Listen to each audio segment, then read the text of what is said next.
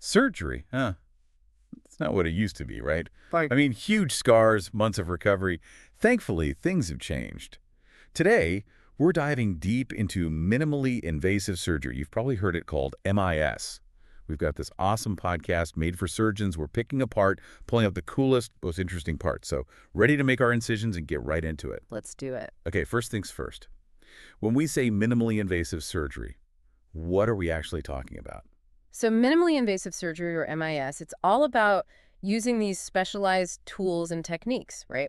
And what it does is it lets surgeons perform surgery through, get this, smaller incisions, way smaller than traditional open surgery. Okay, so smaller incisions, less trauma to the body.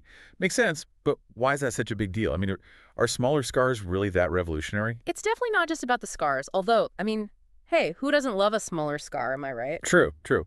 But seriously, think about it. Smaller incisions mean less pain afterwards. You recover faster, and there's way less chance of complications. And let's be real, less time in the hospital, quicker return to your routine. I think those are some pretty awesome wins. It's like, it's not just less invasive during the surgery, it's like less invasive on your whole life. Exactly. It's about getting you back to doing all the things you love and, without all the hurdles. That's huge. Okay, but what kind of procedures are we actually talking about? What falls under this whole MIS umbrella? I mean, we're not talking about just like removing a mole here. You would be surprised. It's come a long way. Like one pretty common example is laparoscopic cholecystectomy. Okay, hold on. Got to pump the brakes down. It sounds a little intimidating. Break that down for me. Okay, so laparoscopic cholecystectomy, basically it's removing your gallbladder. But the cool part, with MIS, they do it through these teeny tiny incisions in your abdomen. They use this tiny camera, it's called a laparoscope, to see inside. And then they've got these specialized instruments, again, super small, to actually take the gallbladder out. Wait, so no big incision. That's wild. Yeah. What else? What other procedures can they do like this? Honestly, laparoscopic cholecystectomy, that's just the tip of the iceberg. I mean, we're talking everything from appendectomies to your hernia repairs, even more complex stuff like hysterectomies, and get this, even some types of heart surgery. And it's not just the types of procedures, right? The technology itself is changing. We got to talk about robotic surgery. Right. It's like not sci-fi anymore. It's here. Robotic surgery is really changing the game for MIS. Okay, but paint me a picture. Are we talking like full-on robots in the operating room making their own decisions? Well, we're not quite there yet. Not that autonomous, but honestly, it's getting close. Think of robotic systems kind of like the surgeon's super high-tech assistant. So imagine this. The surgeon's controlling these like incredibly precise robotic arms, and they have these tiny instruments. The surgeon's got this magnified 3D view of everything happening, and they can make the most delicate movements inside the body. Whoa, it's like they have superpowers.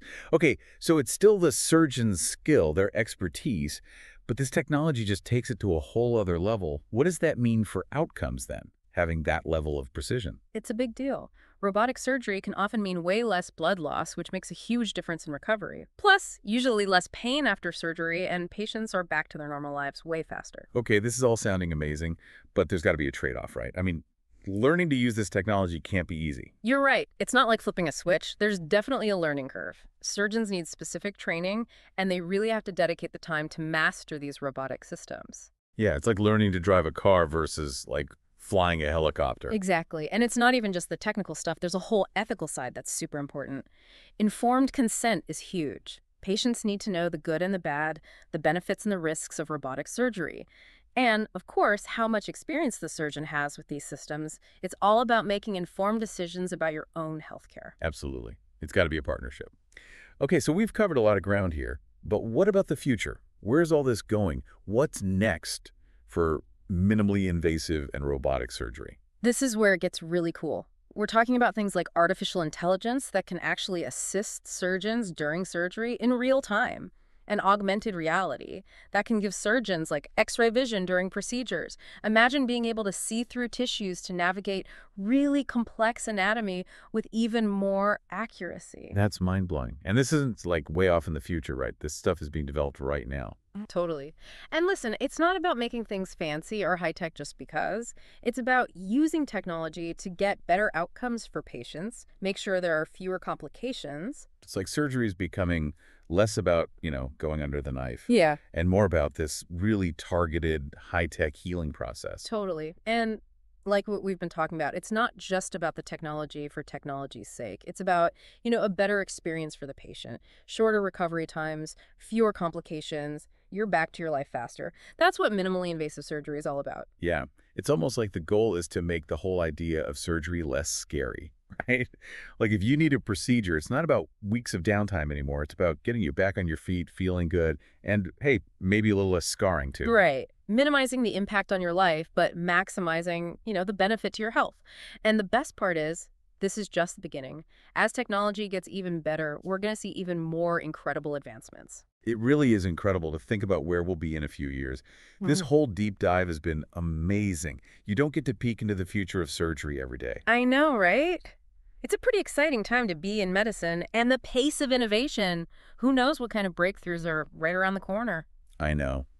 Well, it's been awesome exploring all this with you. And for anyone listening who might be facing surgery, remember, it's not what it used to be.